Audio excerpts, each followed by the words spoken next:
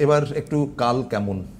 না, মেন ব্যাপার হচ্ছে কাল বলতে গেলে আমি ভেবেছি 22 তারিখ অবধি যেটা আমি একটু ওয়াচ করব, কারণ স্পেশালি এই মুহূর্তে রাশিগুলোকে নিয়ে যদি আমি স্পেশালি আলোচনা করি তাহলে কোথাও না কারোর হয়তো একটু বেশি খারাপ লাগবে, কারোর একটু ভালো লাগবে, কিন্তু আমার মনে হয় যে প্রত্যেকটা রাশির ক্ষেত্রে গতানুগতিক একটা ধারাবাহিকতার মধ্যে দিয়ে চলছে। মেষের ক্ষেত্রে, বৃষের ক্ষেত্রে স্পেশালি ভালো, তুলার ক্ষেত্রে যথেষ্ট ভালো, কুম্ভের ক্ষেত্রে ভালো। ঘর চেঞ্জ করছে বৃহস্পতি 14 তারিখ, তো স্পেশালি সে তারপর থেকে কিন্তু আরও 2-3টে রাশির ক্ষেত্রে ভালো পজিটিভ রেজাল্ট আসার কথা আছে। তো এই জায়গাগুলো আমার মনে হয় কাজে লাগান। এবং মেন ব্যাপার হচ্ছে জানুয়ারি ফেব্রুয়ারিতে যেমন একটা ডাউন ট্রেন্ড এসে গেছিলো ব্যবসার ক্ষেত্রে, মার্চ মাসে একটু মাথা তুললো, এপ্রিল মেতে কিন্তু মুখ থুবড়ে পড়ে রয়েছে মার্কেট এখনও পর্যন্ত। কোথাও না কোথাও প্রত্যেকের মনে হচ্ছে যে মার্কেট কবে ভালো হবে বা ব্যবসার জায়গাগুলো এত ডাউন কেন। তো আমার মনে হয় যে 22 তারিখটা পার হতে দিন, 22 তারিখ অবধি সংযোগটা ভালো নয়। আমি বারবার করে বলছি, যারা মীন রাশির জাতক আছেন তারা প্লিজ যদি কথাগুলো শোনেন, নিজেরা নিজেকে সাবধান করুন, টাইম পিরিয়ডটাকে জাস্ট কিল করুন, বাকি কিচ্ছু না। আপনার এই মুহূর্তে করার কিছু নেই, আপনার হাতে এই মুহূর্তে কিছু নেই। স্পেশালি যেটা করার আছে সেটা হচ্ছে টাইম কিলিং। টাইমটাকে বসে বসে বসে বসে স্পেন্ড করুন। কোথাও না কোথাও একটা সময় আসবে যে সময় পর আপনাকে আর বসতে দেবে না। ভগবান চাইছে আপনি এই মুহূর্তে ধীর স্থির হয়ে যেটুকুনি করা তার সাথে অবশ্যই তার নামকরণটা করুন, দেখুন অটোমেটিক্যালি আপনার লাইফ ভালো যেতে বাধ্য।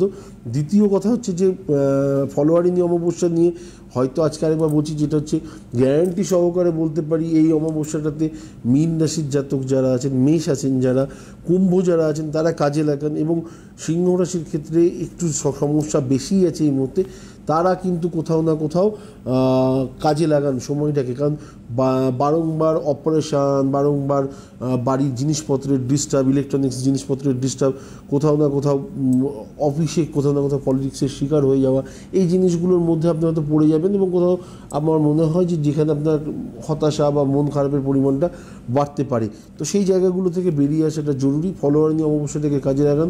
দেবাচার্য প্রতিটা অমাবস্যাকে কম বেশি গুরুত্ব দেয়, তার সাথে সাথে অবশ্যই ফলোয়ারিনীটাকে গুরুত্ব দেয়, কারণ কিছু ফল লাভ এক্সট্রা হয়।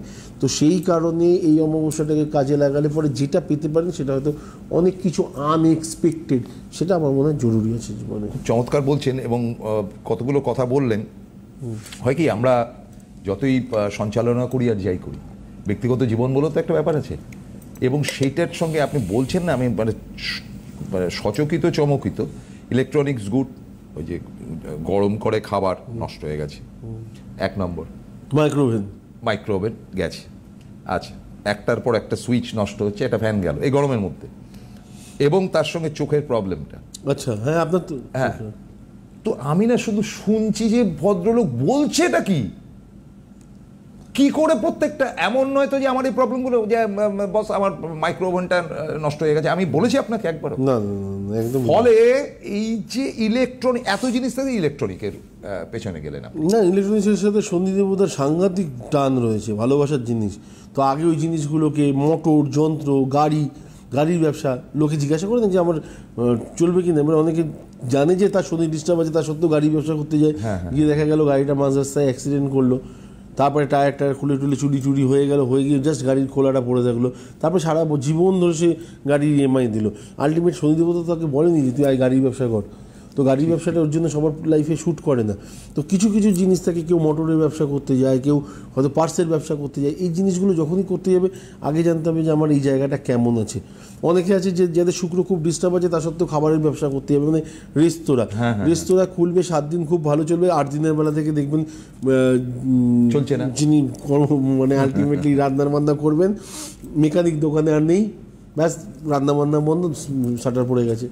তো এই জিনিসগুলো ম্যাক্সিমাম সময় হয়। আচ্ছা, এইবারে মোক্ষম যে প্রশ্ন দুটো করব, দুটোই আপনার সঙ্গে রিলেটেড। আপনি নিজে শিক্ষিত, স্কুল কলেজের শিক্ষা কবে শেষ করেছেন, ভালো ছাত্র।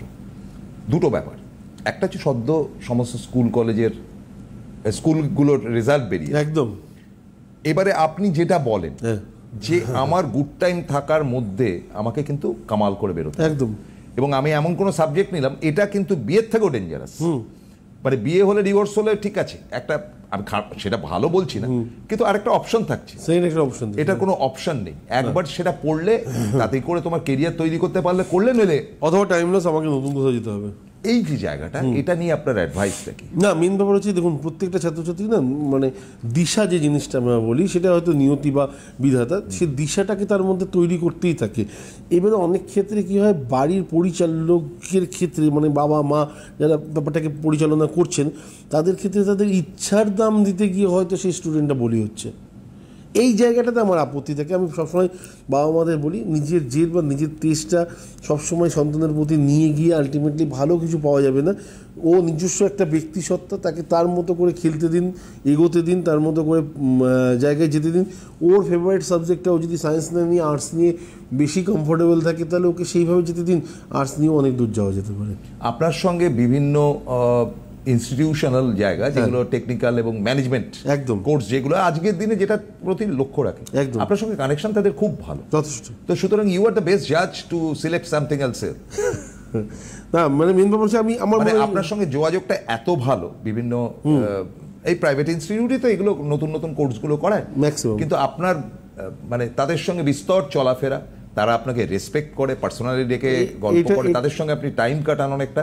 কেন কাটান সেটা মস্তি করতে না, আপনি আরো জানলেন যে নতুন নতুন কি কোর্স চালু করেছে। এই যে রেসপেক্টটা, আপনার একটা স্পেশাল রেসপেক্ট, সেটা নিয়ে যদি কিছু বলেন। না, এটা হয়তো টিভিতে বসে আপনি বললেন, আমি আজ অবধি কখনো ব্যক্ত করিনি, বা আমি কোনোদিন কোনো কাস্টমার মানে যারা ক্লায়েন্ট আছেন তাদের সাথেও কখনো বলার চেষ্টাও করি না। মেন ব্যাপার আমার মনে হয় যে যদি সত্যি কেউ ভালো থাকে না, সে অটোমেটিক্যালি এই জায়গাগুলোর অ্যাডভান্টেজ নিতে পারে। এত ভালো ভালো জায়গা অ্যাটলিস্ট কলকাতাতেও আছে, সেই জায়গাগুলো থেকেও কিন্তু নিজেকে দাঁড় করানোর মতো প্রচুর স্কোপ আছে, প্রচুর স্কোপ আছে।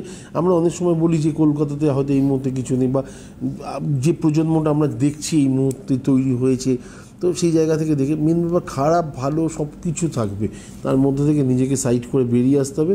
বাংলাদেশের মানুষ একটা কথা বলতো, পাকাল মাছ, যে কাদায় থাকবে কিন্তু গায়ে কাদা লাগবে না। তো আমরা যদি কোনো কারণে মনে করি এই মুহূর্তে আমাদের এইখানকার কী বলবো অ্যাটমসফিয়ারটা ডিস্টার্ব আছে, আমাদের এখানে কেন, আপনি কোথায় গিয়ে শান্তি পাবেন সেটা আমাকে বলুন। প্রতিটা জায়গাতে কিছু না কিছু ডিস্টার্বেন্স সব জায়গাতে আছে, তো শান্তি পাওয়ার মতো জায়গা আমার মনে হয় এই মুহূর্তে বিশ্বে নেই। তো যেখানে আছেন সেখান থেকে নিজেকে তৈরি করুন, এবং ভালো মতো তৈরি করে আস্তে আস্তে আস্তে আস্তে সাইড হন, নিজেকে দাঁড়